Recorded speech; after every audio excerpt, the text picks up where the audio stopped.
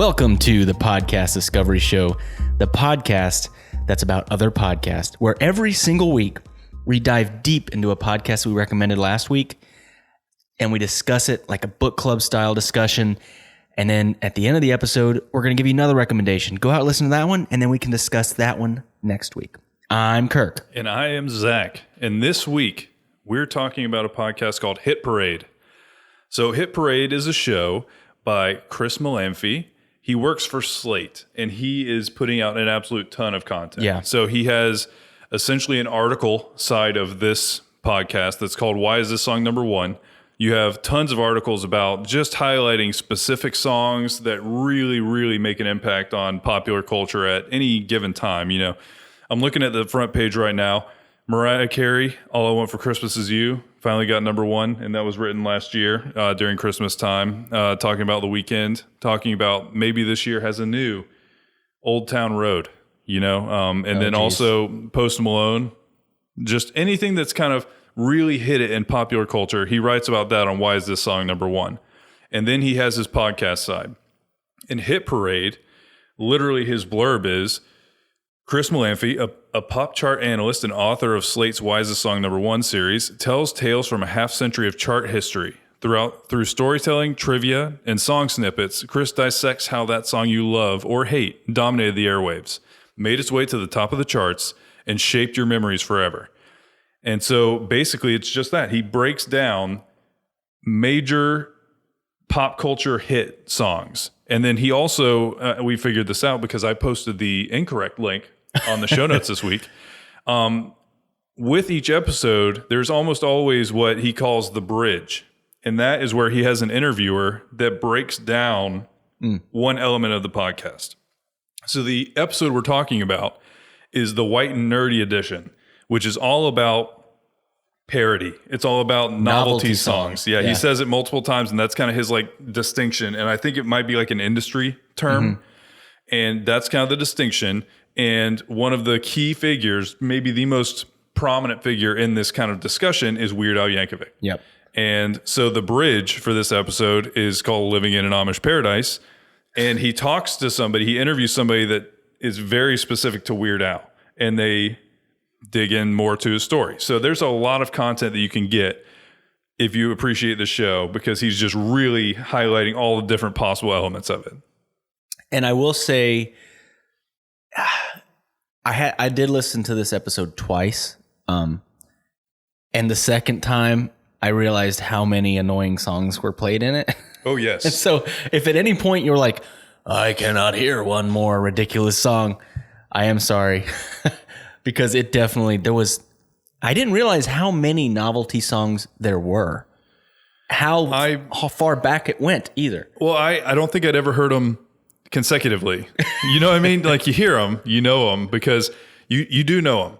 That's the thing. When he started playing all these songs, you're like, oh, I know that song, and I don't enjoy that, you know? Splish splash, I was taking a bath. Yeah, he didn't even play Rock Lobster. I don't remember that one. Oh, you haven't heard that song? I don't remember. What is it, the B-52s? Oh, man. So there's a lot of novelty songs. Flying Purple People Eater. Yep. And then they also had some good ones, like Boy Named Sue. That's a song that I actually like. It's mainly because I think Johnny Cash pulls off that kind of like I'm not as big of a fan for his One Piece at a Time song. It's okay, but I was never a big fan of that one, but I do like Boy Named Sue. Yeah, that's a good one. But essentially, he breaks down songs that are novelty songs that they weren't written to be artistic, they were written to be funny. And this was very, very popular in the 50s and 60s. There was a ton of these songs coming out. I think just because, he mentioned this, they got very popular. Yeah. And I thought it was fascinating that a lot of these, I mean, they were made to be just kind of a flash in the pan type song. You know, I think so, yeah. Like, you're not going to build an album around this song most of the time. You're not going to play it at a wedding. Unless your wedding is on Halloween and you play the Monster Mash. I do not like Monster Mash. I don't either. It's so annoying. I don't get it. It's the Monster Mash. It is a mash. It's a graveyard smash. It's terrible. We could sing the whole song for you if you want. No, that's all I remember. Yeah, that's all I remember too. But I think you can just do that over and over again. And people would never know. It's pretty much all they say, right? That's people would get it. They'd understand. But yeah, they talk about what I found fascinating is that they talked about how it was almost a producer's game because the artist was secondary to the song. It was all about the writer and the producer that the songs were about, essentially, that they were the ones that were making I'm trying big. to think if there's anybody else on this entire list that was writing all their own shenanigans songs besides Weird Al. You know what I mean? He's the OG singer-songwriter of ridiculous satire songs. Most of the songs, specifically back in the day, that, again, I didn't even know were novelty songs until this episode, but most of those were one-hit wonders, essentially. Yeah. And I found that fascinating. And then he also talked in depth about like what classifies a song as a novelty song. And there is a good debate, a discussion on what makes a song a novelty song and what just makes it, a song that has a little bit of humor to it. Sure. There's a fine line because he talked about yakety yak. Like some experts say that it is a novelty song and others do not. I mean, it's a pretty ridiculous song. I think it's a novelty. Yeah, song. That's like where I would put it. But yeah, and I don't know. I did get frustrated a few times because there was so many novelty songs. What is the one that maybe is the most annoying to you? That Dear Mr. Custer song, by far. That's the one that and I only know that because the market I used to work at, they would only play, I can't remember if it was 50s. I think it was 50s on 5. Because 60s, it started getting weird. We could get them to go to 60s on the weekends, but that's 60s when it started getting good. Because late 60s was like when it started getting psychedelic and awesome. But 50s on 5 is not that. And so it was all just these corny songs. And they played that Dear Mr. Custer song that they called that a novelty song. It's not funny. It's literally a song he's singing to General Custer to not be sent to the slaughter. That is, and how he sings it is very odd. It is a very unpleasant song. I think my least favorite and most annoying song would probably be "Flying Purple People Eater." Or "All I Want for Christmas" My Two Front Teeth. Terrible. Yes. That Christmas Alvin and the Chipmunks song. Terrible. No, I used to love that one. I used to love it when I was a child, and my brain hadn't fully developed. Yeah, I think I had a cassette tape of it. Oh yeah, no, and I watched I feel like they did a collaboration with Michael Jackson, and there was an Alvin and the Chipmunks and Michael Jackson thing going on. I'm not sure, but I would not doubt it. They animated onto the Beat It music video, and there was chipmunks in there, and I mean it's disturbing when you know what you know about Michael Jackson now, but it was what it was, and it was the most. I don't know. I loved it as a kid, but no, it's very unpleasant to listen to, honestly. I don't know. I think maybe one of my favorite backgrounds to a song. I've never heard of this song, but that song, "They're Coming to Take Me Away," where that guy wrote it while he was on shrooms. Yeah. And honestly, that song's kind of awesome. It actually sounded pretty cool. I mean, that sounded like somebody that was out of his mind, losing it. And he was. Yeah, he was. It was part of it. No, but the interesting thing is, like you said, it was all one-hit wonders, but not for the writers. That was one of the things that blew my mind a little bit, because he would highlight who was producing these songs and who was writing these songs, because several times they would have repeat hits in this same category with different artists. So they would really lean into, we're doing this. We're going to make funny songs. And I mean, he was also talking about comedians used to sell a ton of records. Yeah. That was something that happened. And I think it's really just different now, because you don't have to buy that media. You go to YouTube and you can see every stand-up comedian, no matter what level, all over the place. You could be a startup stand-up musician, and you can still have a YouTube channel, and people can directly access your material. That was not an option before. And so it's interesting, because he mentioned it towards the end.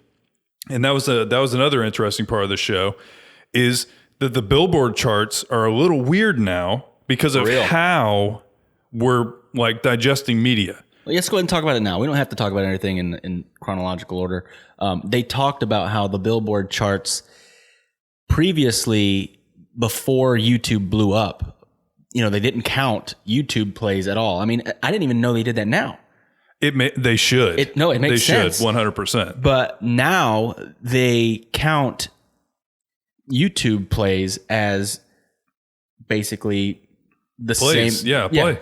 And it has completely changed the industry when it comes to what makes it to the top and what doesn't.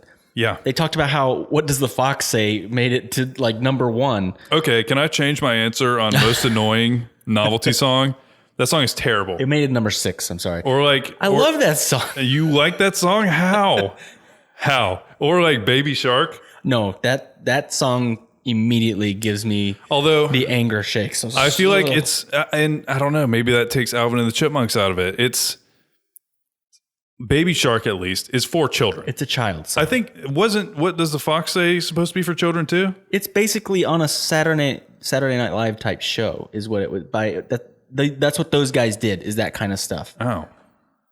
That's what they even mentioned that in the episode a little bit. I don't remember if it was a TV show or if it was they just made a lot of parody songs and stuff like that. Yeah, I don't know. But it's a very unlistenable song, in my opinion. I love it. It hurts my brain to even. What does the fox say? Yep. That one. That's the one that I hate. Yeah, everybody enjoy that.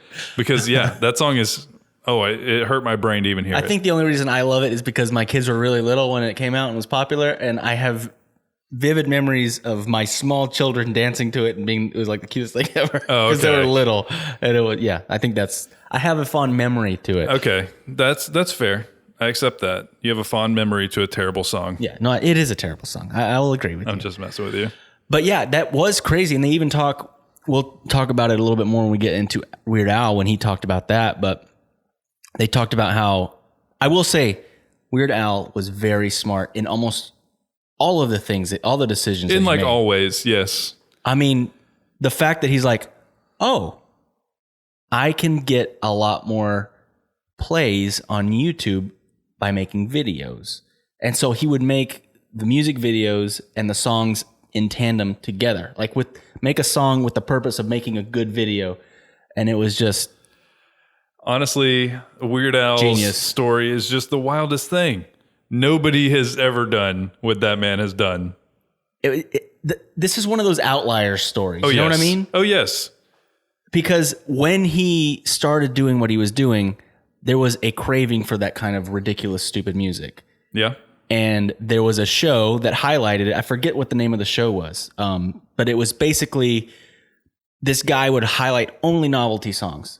And so Weird Al started like sending in like tapes of like covers to like a radio show.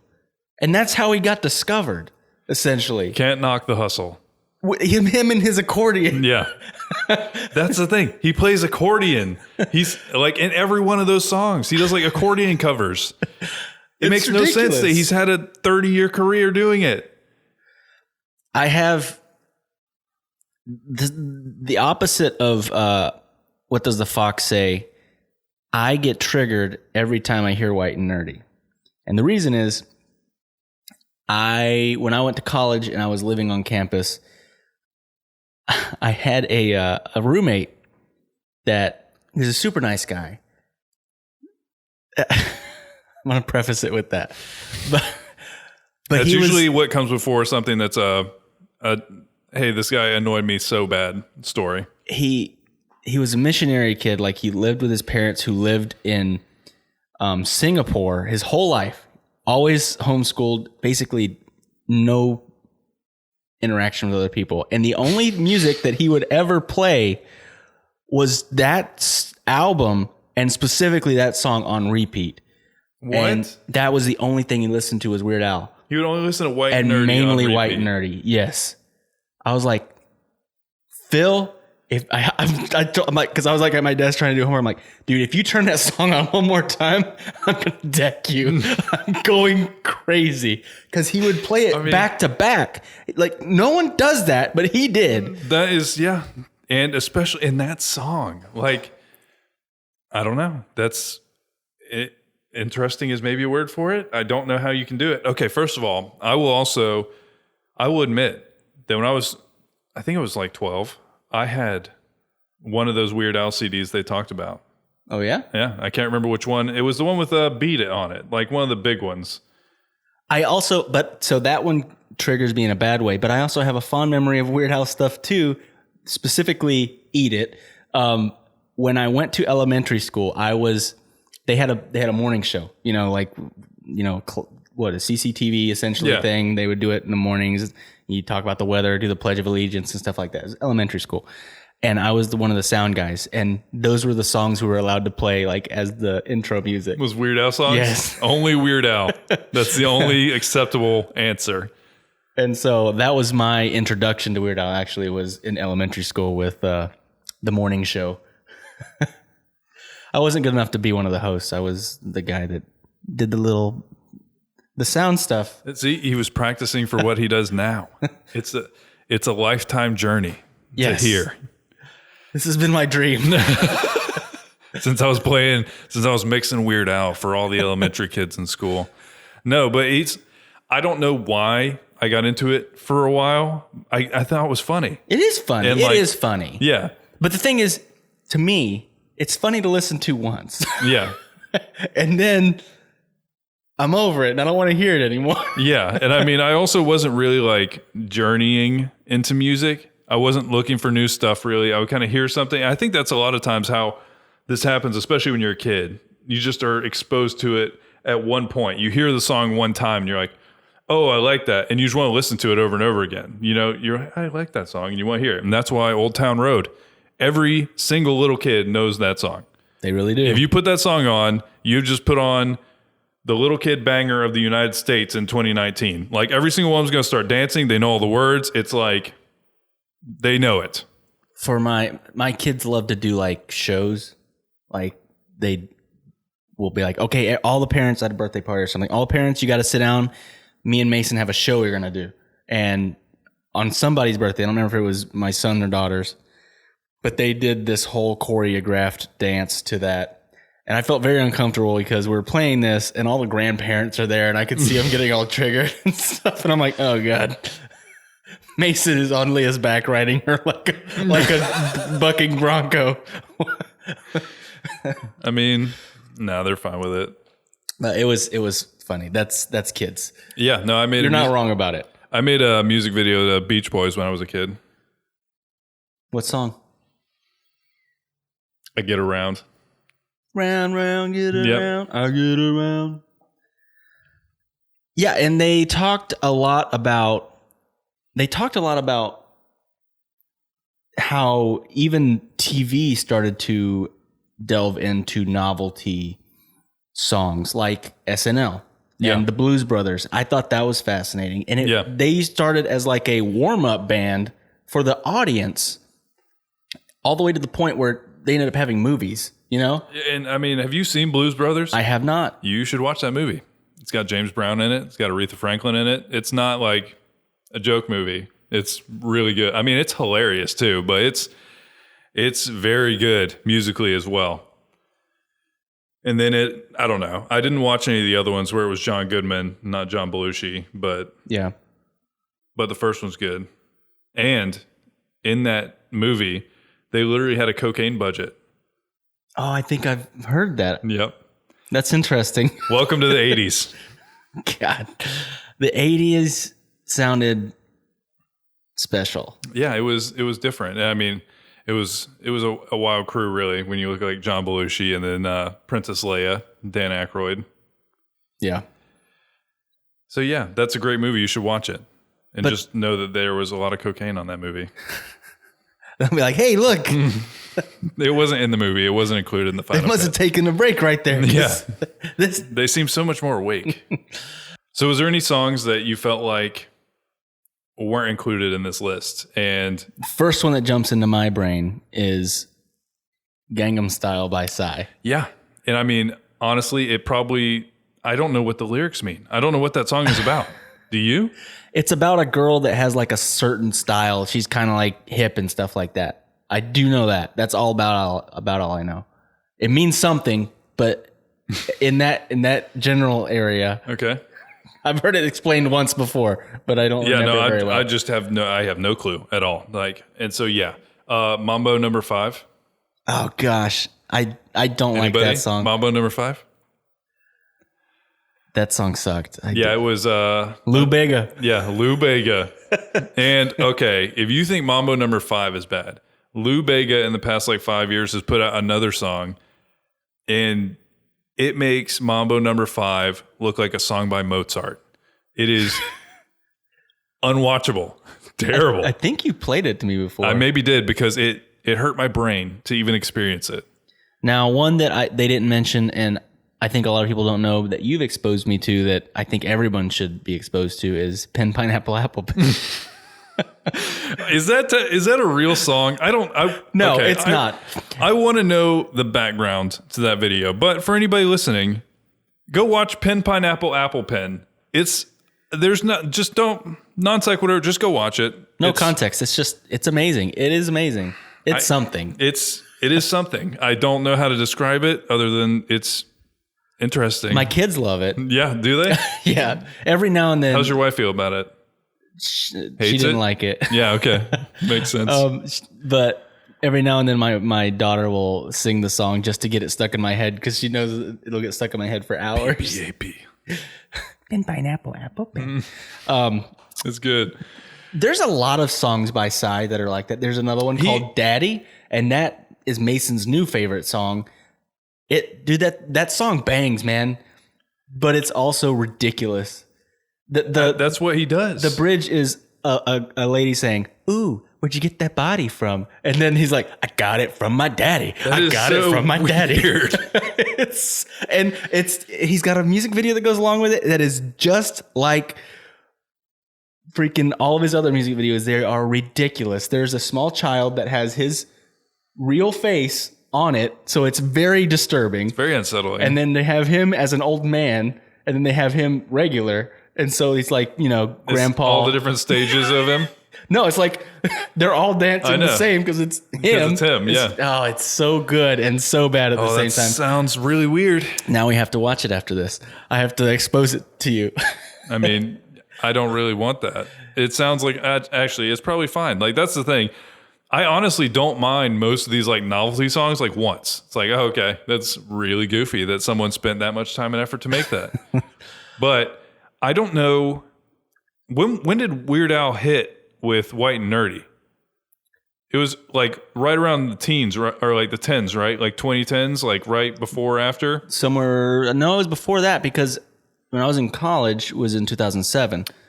Oh, okay. So, but what I'm thinking is like, oh, he hasn't even put out any music recently. They mentioned that he hasn't done anything.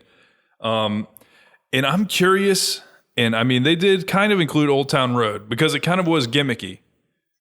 It really is. He's got that just ridiculous Southern drawl going on. That man is not Southern, I don't think. I got my horses in the back. Yeah, it's ridiculous. But he just made a slapper of a song, and it was ridiculous, and people just kind of went for it. I mean, it is catchy. Like, if you hear that song one time, it kind of sticks in your brain. I feel like that's a good way to... Like, hey, Billy Ray, why don't you sing mine? Yeah, and he got Billy Ray Cyrus, who is the king, like, Achy Breaky Heart. Okay, that's one. Yeah, can that be one? It has to be one. That song is, terrible. That one's bad. I hated. I mean, I loved it as a child. Yeah. But it was not made for children. And no, it's not. It was made for adults, but children love it. Yeah, that's usually a sign when a song's not amazing. It's when children are like, it's my favorite song. Yeah.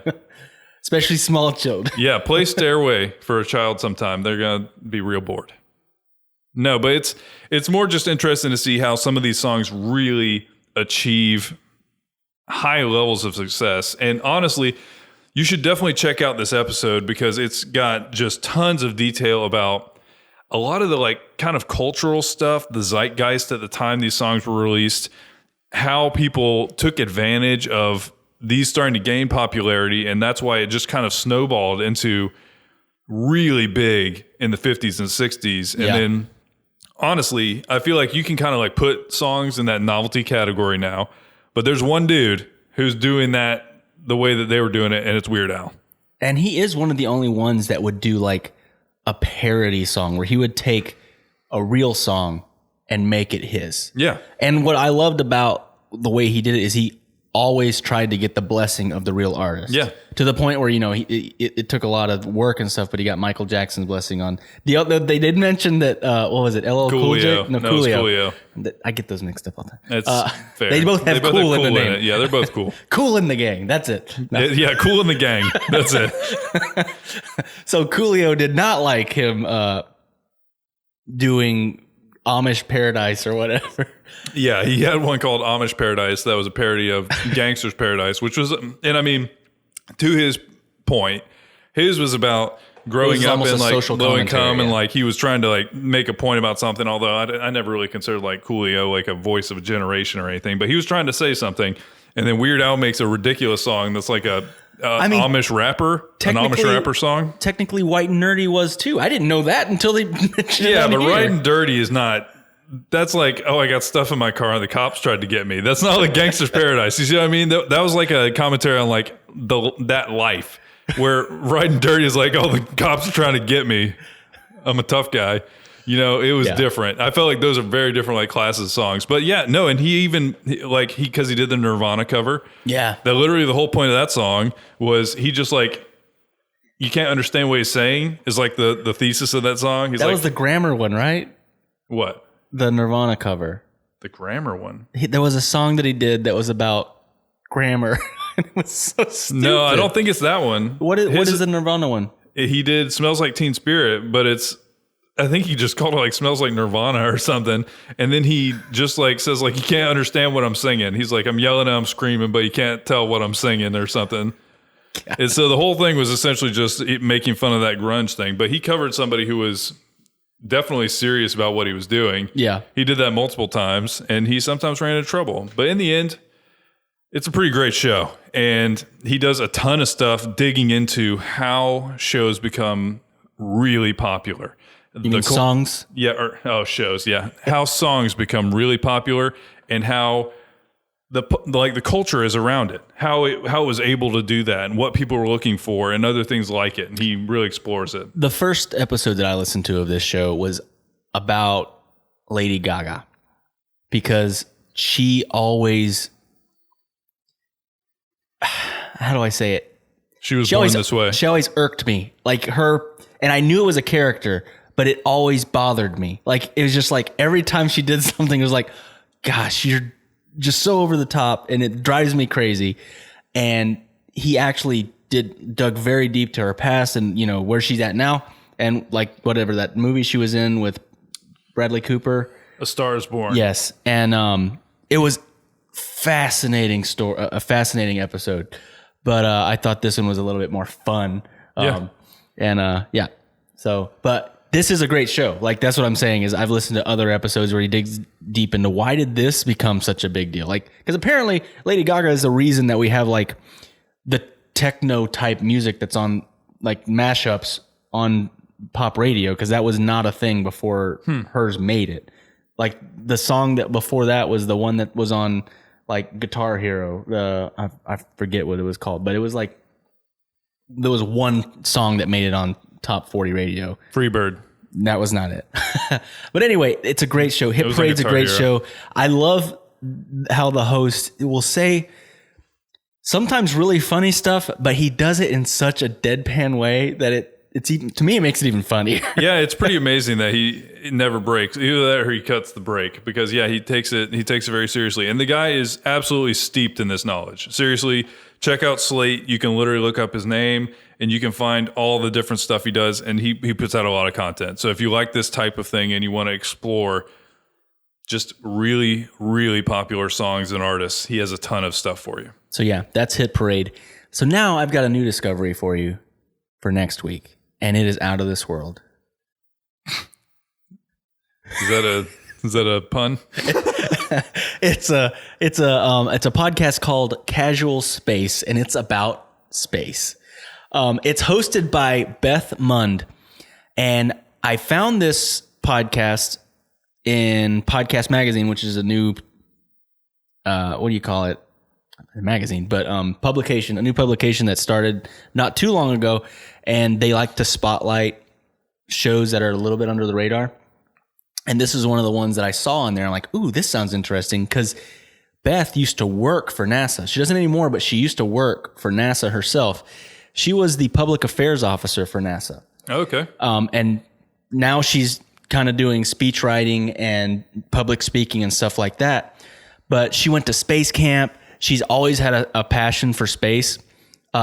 When you listen to it, you'll get that she has an amazing voice for radio. Oh, does she? / podcast. Yes, it's just, I don't know. It sounds like the best radio voice ever.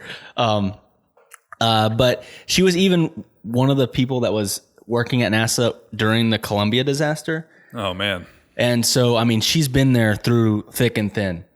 And, but she knows a lot, and she also has really good connections with people from NASA.